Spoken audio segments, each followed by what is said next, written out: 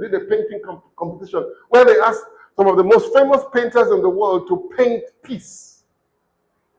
And many of them painted the seashore. Some of them painted the clouds. Some of them painted, some of the most solemn places you would ever see in your life. And the competition was meant to be judged by a spiritual person.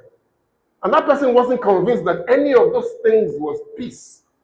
But they got to a particular painting of a hen covering its cheek in the middle of a storm. And the gentleman said, peace is not the absence of conflict. It is the presence of God. Does that make sense to you? So the sense in which we've begun to measure our success by what society calls success, and we're struggling. And sometimes we have to turn our heads around and begin to ask ourselves some questions. Some questions like, let's look at David. Was David successful? Can anybody say whether David was successful? He was, but he was betrayed by his friends. Am I right? He was betrayed by Saul. He was betrayed by some of the people he worked with. He was betrayed by even members of his family who said that to him at one particular stage, what are you doing here? Am I making sense? You like to draw attention to yourself. He was even betrayed by his father, who didn't consider him to be king material. Am I right? Would you consider him to be successful? Damn low now. Let me give you another example. What about Joseph? Betrayed by his brother. I'm just trying to show you what success is in the Bible. Am I making sense? It's not the absence of trouble. And so when we look at Nigeria and we look at all the challenges we're facing, there is a mentality in our head that says we're in trouble. God is not blessing us. Am I right? And so we're waiting for a day when all these things will disappear. Am I right? And some of us have lived in Nigeria, and every decade it has been one challenge or another. Are we going to be blessed when we are 90? Let them alone now. Because there's a mentality in our head. What about Daniel? Silent, but faithful. Am I making sense? What about Peter and Paul? Do you know, people still don't know to today that Paul was killed and Peter was killed. Am I making sense? People don't know that.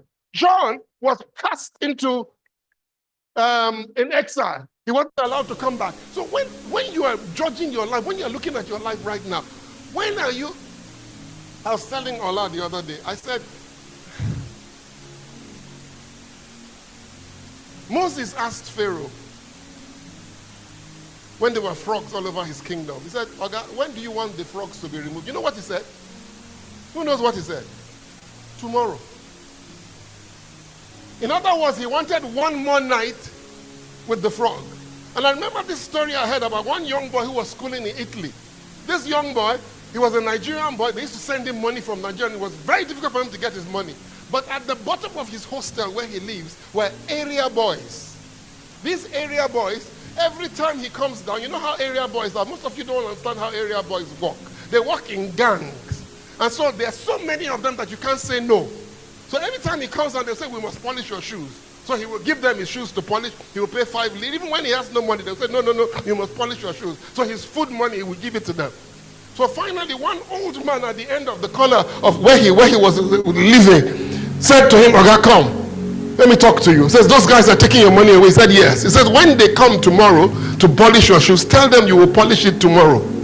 And this guy was on a 3-year course in Italy. For 3 years, he kept telling them that he will polish his shoes tomorrow, and they stopped harassing him. There's a way the devil keeps telling you and I that you're going to be blessed tomorrow.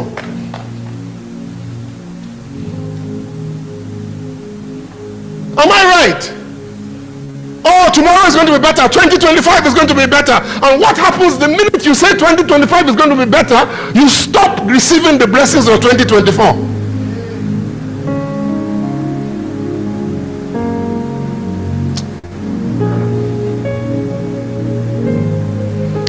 Talk about Jesus. You heard about the young man who was doing an exam. They told him to write something about Jesus, and when he got there, he didn't do his homework. So he said, who am I to write about Jesus? I'd rather write about his humble servant Paul, because that's the one he studied. So me too, who am I to talk about Jesus tonight? Was he blessed or wasn't he blessed? I'm asking you. 33 years or less, and he's killed on a cross, and he dies a miserable criminal's death, do you consider him to be successful? Why are we considering everything we're going through right now as a people and as a nation and as a Christian not the blessing of God?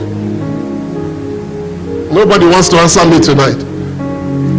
Why are we looking at it as things are really, really, really, really bad? I'm talking about how God is dealing with me. Are you here? Now let me ask you a question. If our government became super efficient tomorrow and they began to give us money and we are rich and Naira became 1-to-1, thank God, it became 1-to-1. Which one do you want, pounds or dollars? Anyone, 1-to-1 to dollar, 1-to-1 to pounds will be happy. Anyone, but I'm saying if Naira became 1-to-1 and we suddenly had money and we suddenly had everything we wanted, can I ask you, what will your prayer point be? Oh, you're not going to answer me tonight. Mr. Victor, what will your prayer point be? If you had billions in your account and you could pay your children's school fees and you had 3 or 4 houses and everything was working for you, can I ask you, would you have a prayer point? She said she will say thank you. You see Jebu people here. No. What would your prayer point will? Will your prayer point not include, Lord, I want to do your will? I damn alone now. Lord, I want to love you more. Lord, I worship you. Am I right? Come on, talk. Am I right? The problem is that is supposed to be your prayer point, whether or not you have problems. Talk to me now. And so what the devil does for you and I is tell you the frogs will go tomorrow, and so wait till tomorrow before you praise God. Wait till tomorrow before you do the will of God. Wait till tomorrow before you do it. And then when tomorrow comes, say, don't worry, it's next year. So it's going to tell you 2025, don't worry, it's going to be great. In the middle of 2025, say, don't worry, 2026 will be great. What will you do? You stop living. You start waiting. And I keep asking people, what are they waiting for? Some of you waited for Tinubu, our local. Am I right? Some of us waited for Buhari, our local. Some of us waited for Jonathan, Mwentoko.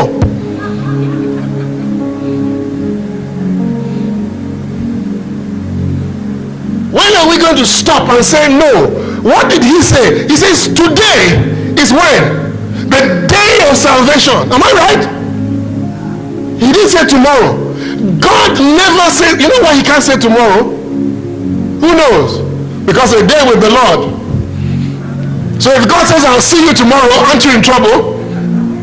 And down below, come on, talk to me. If God says, I'll see you tomorrow, that's 1,000 years.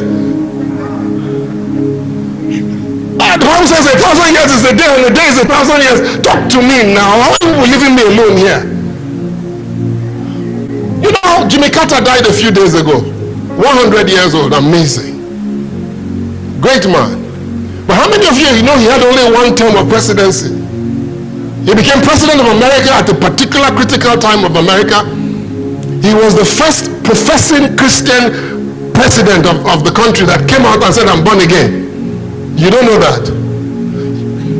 So, and then he lost because he was a one-term president. You know that? Wouldn't you say that the ultimate place you can go to in this life is become president of America? How many of you will be happy to stop it? To stop there? Talk to me now. Our president, Jonathan, went to White House and said he has fulfilled his lifelong dream of visiting the White House. How much more the person who became president? Is that not a lifelong dream?